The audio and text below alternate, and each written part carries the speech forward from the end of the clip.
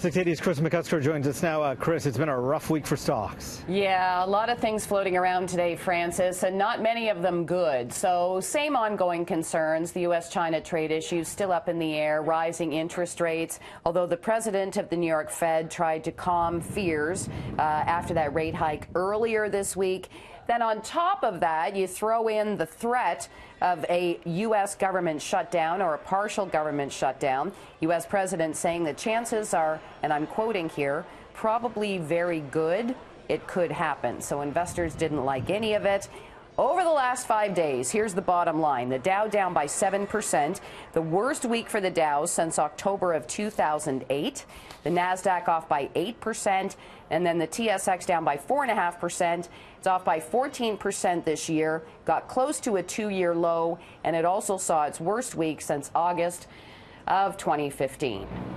But on the bright side, it looks like the Canadian economy is chugging along. So what are the newest indicators? Yes, we got the latest data from StatsCan. GDP showed growth of 0.3% in October, a little better than expected.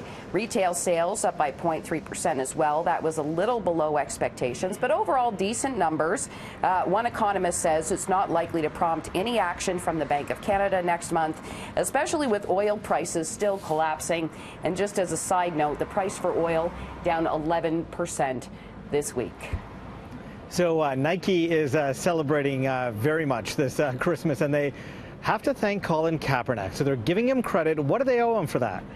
Yes, they reported their latest earnings. They did this after the closing bell yesterday, and the stock saw a healthy gain today, up by more than 7%. The earnings beat on expectations. And yes, the Nike CEO is giving some of the credit to the campaign around Colin Kaepernick.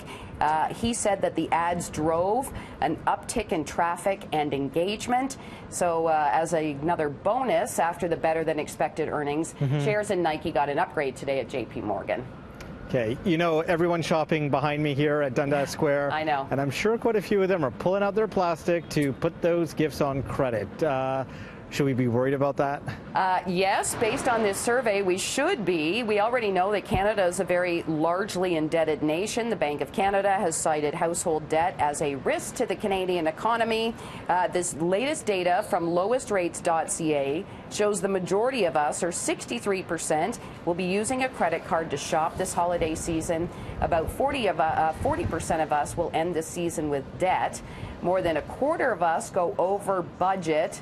And then get this, about 14% don't set a budget at all. Oh, no. That is dangerous.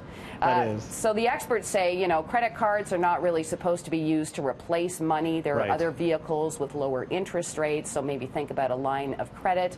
I know all of this easier said than done. Yeah. Yeah. A lot of us will worry about that in January. Yeah, yeah. Let's be honest. Yeah, you're in the majority if that's the case. Okay. Thank you, Kris. Have a great holiday and Christmas. Yes, same to you.